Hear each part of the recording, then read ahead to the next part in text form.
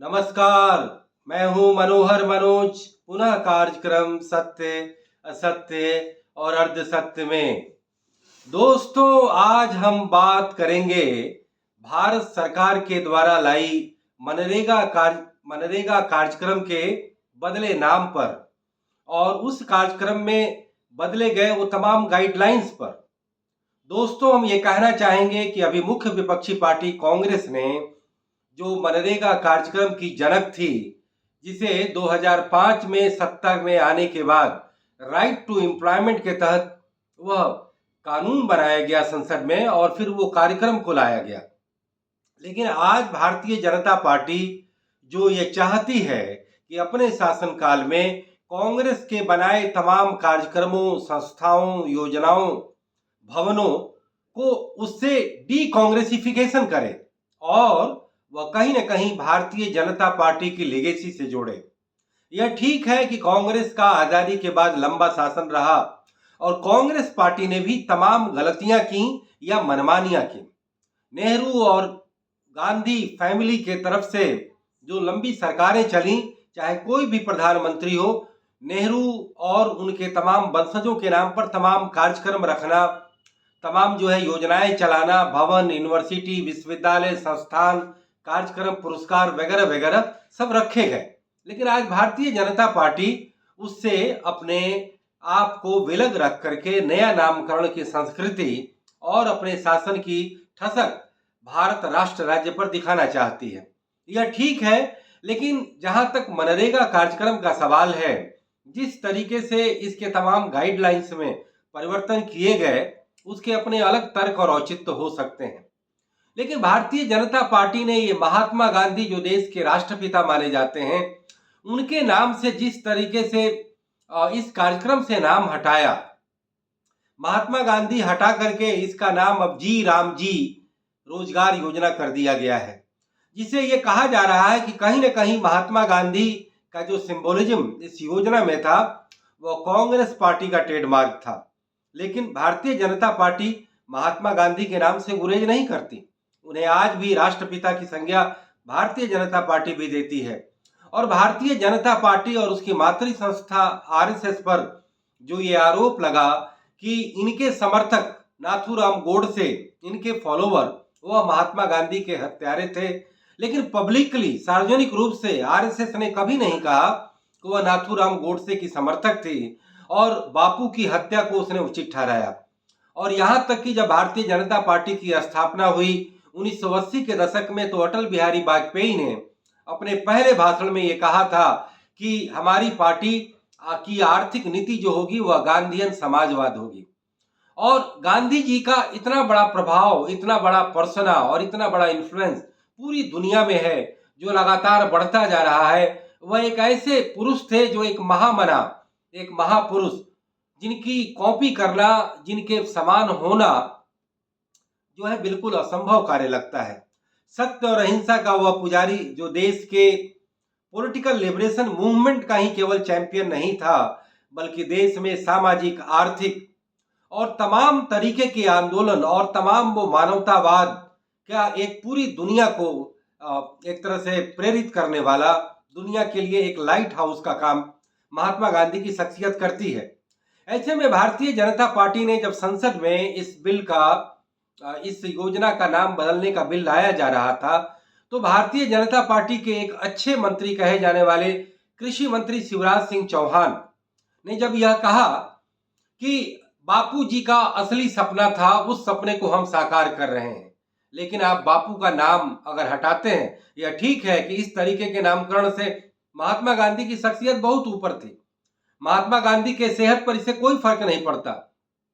लेकिन भारतीय जनता पार्टी के मंत्री जो तर्क दे रहे थे वह एक थोथला तर्क था और कहीं न कहीं पार्टी के हाई कमांड और पार्टी के और अलग थिंक टैंक से ये उन्हें निर्देश मिला था कि उन्हें संसद में इस तरीके का प्रदर्शन करना है और ये नाम जो बदला गया है इसका बचाव करना है। दोस्तों, हम ये कहना चाहेंगे कि इस कार्यक्रम के जो गाइडलाइन बदले गए, उस गाइडलाइन में कई बातें सही भी हैं, जिसे कांग्रेस पार्टी नहीं मानती। अगर पिछले 15 साल में मनरेगा कार्यक्रम का पूरा प्रदर्शन देखें तो यह भ्रष्टाचार का अड्डा रहा है। पैसे का मिसयूज रहा है और कथित रोजगार के नाम पर एक ऐसे इकोनॉमिक कल्चर को पैदा किया गया जो इन्फ्लेशनरी था, जिसमें कोई प्रोडक्टिव एसेट का निर्माण नहीं हो रहा था, जिसमें पंचायत के प्रतिनिधियों, डेवलपमेंट ऑफिशियल्स और मजदूरों के बीच में एक कहीं न कहीं पैसे का बंटरबांट हो रहा था। ऐसी कई रिपोर्टें आई जिसमें यह बताया गया कि इस मनरेगा कार्यक्रम के तहत जो भी मिट्टी के कार्य किए गए, चाहे सड़क बनाने का काम या नाली बनाने का काम, वह एक अगली बरसात का इंतजार कर रहा होता था। यानी कि गड्ढे खोदो और फिर उसी पैसे से गड्ढे भरो, नहीं उसी मिट्टी से गड्ढे भरो, यानी पैसे का घोर बंडरबांट। करीब 1 लाख करोड़ सालाना आवंटन इस मनरेगा कार्यक्रम में होता है। और जो पहले जो इसका गाइडलाइन था कि जो बाढ़ नियंत्रण की योजनाएं और किसी तरीके से येन केन प्रकारेण आपको उनको रोजगार देना है, तो रोजगार देने के बजाय आप सीधे पैसे बांट दीजिए, उनको किसी न किसी वजीफे में दे दीजिए, उनको पेंशन दे दीजिए, उनको और भी तरीके से पैसे का ट्रांसफर कर दीजिए, स्थानांतरण कर दीजिए। लेकिन पैसे की बंटरबांट होना वह कहीं ना कहीं इकोनॉमिक गवर्नेंस के फंडामेंटल थियरी के खिलाफ है। और मैं ये कहूंगा कि भारतीय जनता पार्टी ने तो सबसे बड़ा एक अपराध किया कि महात्मा गांधी के नाम को हटाया और जी राम जी, यानी कहीं ना कहीं इसमें जो एक्रोनिम जो साउंड हो रहा है कि आप भगवान राम को इस अपने कार्यक्रम में डाल करके एक तीर से दो शिकार कर रहे हैं। एक तो कांग्रेस पार्टी का ट्रेडमार्क हटा रहे हैं, दूसरा जो आप धर्म की राजनीति करते हैं, जो आपकी मुख्य आइडेंटिटी पॉलिटिक्स है, उसमें राम के नाम को बेचने का कार्य आप सालों से कर रहे हैं।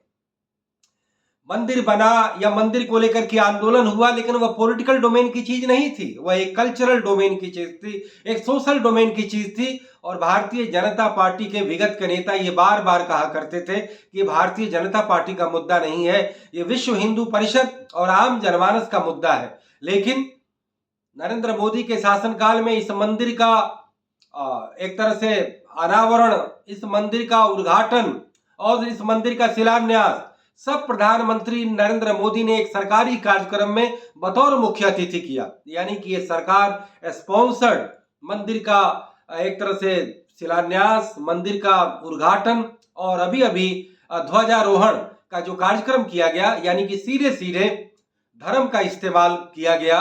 और इसका मकसद सीधे सीधे यही है कि हम अपने पार्टी की लोकप्रियता धर्म का सहारा लेकर के करें, जो धर्म आदमी के जनमानस और उसके इमोशन से जुड़ा हुआ है, और राजनीति जहां तमाम पहचान कारकों से अलग होनी चाहिए, जिससे ज्यादा बेहतर कंपटीशन हो, ज्यादा एक तरह से फेयर कंपटीशन हो और ज्यादा अच्छी प्रतियोगी राजनीति लोकतंत्र में हो, जिसमें कोई इमोटिव राजनीति नहीं आए। अगर इमोटिव राजनीति आएगी तो प्रदर्शन की राजनीति, गुड गवर्नेंस की राजनीति, परफॉर्मेंस की राजनीति, योग्यता की राजनीति और डिलीवरेंस की राजनीति वह गौण पड़ जाएगी। और इमोशन, चाहे वो मंदिर का हो, मस्जिद का हो, धर्म का हो, या हमारे भगवानों का हो, या हमारे इष्ट देव का हो, वो उसे रिप्लेस कर देगी। इसी प्रिंसिपल पर आइडेंटिटी पॉलिटिक्स का विरोध किया जाता है, चाहे वो धर्म की पॉलिटिक्स हो या जाति की पॉलिटिक्स हो या भाषा की पॉलिटिक्स हो या प्रांत की पॉलिटिक्स हो या पॉलिटिकल एलीट यानी कि राजनीतिक खानदानवाद की पॉलिटिक्स हो। तो ऐसे में जी राम जी को लेकर के अब हम लोग तो विश्लेषक हैं, हम लोग की बात को उतना महत्व तो नहीं दिया जाता। हम लोग कहीं ना कहीं एक प्रेजेंटर के रूप में जब आते हैं तब जनता सुनती है।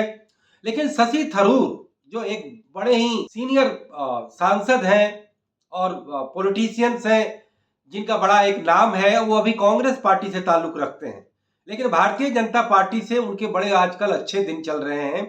भारतीय जनता पार्टी उनको तमाम कमेटियों में शामिल करती है, तमाम प्रतिनिधि मंडल का अध्यक्ष बनाती है, और उनके बयानात कहीं ना कहीं कांग्रेस पार्टी को एक तरह से अभी परेशान करते हैं। लेकिन शशि थरूर ने भी इस नामकरण पर यह कहा कि राम का नाम बदनाम मत करो। तो कहीं ना कहीं भारतीय जनता पार्टी की नीयत बिल्कुल ठीक नहीं है, और इस योजना का नामकरण करके उन्होंने डी कांग्रेसिफिकेशन तो किया, लेकिन साथ साथ राम के नाम की भी अपनी पॉलिटिकल ब्रांडिंग की, जो राष्ट्रपिता महात्मा गांधी का नाम हटा करके किया गया, ये कहीं से भी उचित नहीं था। अब हम आते हैं इस कार्यक्रम के तमाम गाइडलाइन पर। तो मैं ये कहूंगा कि अब तक कांग्रेस पार्टी ने इस कार्यक्रम के जरिए एक तरह से पैसों की बंटरबांट की, और ये दिखाया कि रोजगार एक राशनिंग की चीज है। रोजगार कोई बांटने की और कोई खैरात की चीज नहीं होती है। रोजगार पूरे सिस्टम में, पूरी इकोनॉमी में अपने आप क्रिएट होती है। और जब इन्वेस्टमेंट होगा, डिमांड होगा, प्रोडक्शन होगा, इनकम होगा, तो एम्प्लॉयमेंट मिलना लाजमी होता है। और उसके तहत हमारे ग्रामीण क्षेत्र में, जो देश की करीब 60% आबादी जहां रहती है, जहां पर कि पूरे देश के कंजम्पशन का 50% से ज्यादा कंज्यूम किया जाता है। भारत की आत्मा गांव में बसती है, ये कोई नई कहावत नहीं है। ऐसे में अगर मनरेगा कार्यक्रम के जरिए रूरल इंफ्रास्ट्रक्चर डेवलपमेंट प्लान, यानी कि ग्रामीण आधारभूत संरचना का कार्यक्रम यदि चलाया जाता और इतने पैसों का निवेश होता, चाहे वह सड़क बनाइए, चाहे वह बिजली घर बनाइए, चाहे वहां पर तालाब बनाइए, चाहे वहां पर नलकूप बनाइए, चाहे वहां पर व्यायामशाला बनाइए, चाहे वहां हॉस्पिटल बनाइए, चाहे वहां स्कूल बनाइए, चाहे वहां हाट बनाइए, चाहे वहां पर पुस्तकालय बनाइए, चाहे वह पंचायत भवन बनाइए। तमाम ऐसे विकास कार्यक्रम जो गांव में हो सकते हैं, वो जब ज्यादा से ज्यादा निवेश होगा तो उससे रोजगार मिलेगा और वो प्रोडक्टिव एम्प्लॉयमेंट है, उससे अर्थव्यवस्था को फायदा होता है। लेकिन कांग्रेस पार्टी ने 60% राशि कहीं ना कहीं लेबर कंपोनेंट में रख करके और केवल 40% एसेट क्रिएशन में कंपोनेंट में रख करके जो इसकी फंडामेंटल पॉलिसी गाइडलाइन बनाई, वह दोषपूर्ण थी।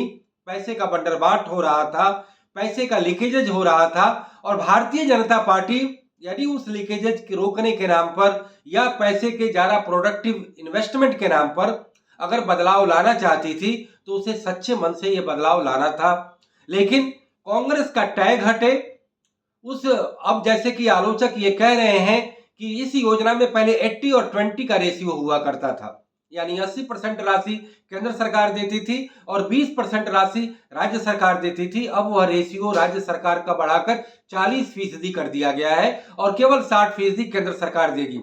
ऐसे में इस बात के इनकारात हैं कि राज्य सरकारों के पास जहां पर कि रिसोर्सेस का, संसाधनों की कमी होती है, क्योंकि उनके रेवेन्यू के सोर्स कम है। अगर एक बिक्री कर था तो वह भी जीएसटी से टैग हो गया, उसमें राज्यों का हिस्सा जो मिलता है वो कोई बहुत ज्यादा नहीं मिलता।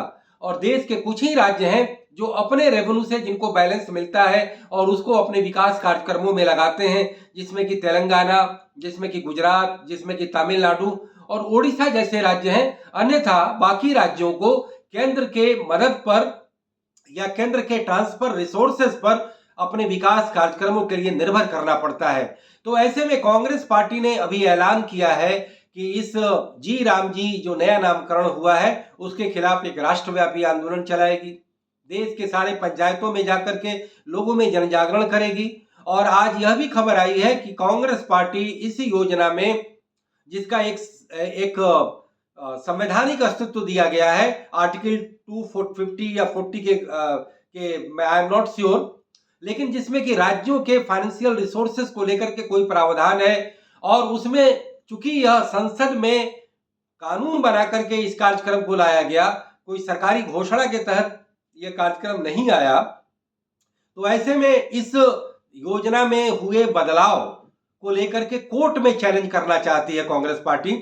और इसके तहत यदि अगर एक नया मोमेंटम खड़ा हो, कांग्रेस पार्टी ने कहा है कि जिस तरीके से सरकार ने 3 बिल लाया, किसानों का बिल लाया, और जन आंदोलन के दबाव में उस बिल को वापस करना पड़ा, और जो किसानों के हित से जो असली मुद्दे थे कि एमएसपी को लीगल दर्जा देना, जिसके लिए कांग्रेस ने भी कभी कुछ नहीं किया, और भारतीय जनता पार्टी भी अपना वोट बैंक बचाए रखने के लिए आज भी फ्री अनाज देना चाहती है, जिसकी वजह से वो एमएसपी का लीगल दर्जा न देकर एमएसपी की खरीदारी का मोनोपोली केवल वो एफसीआई को देना चाहती है, जो कि सरकार के नियंत्रण की एजेंसी है।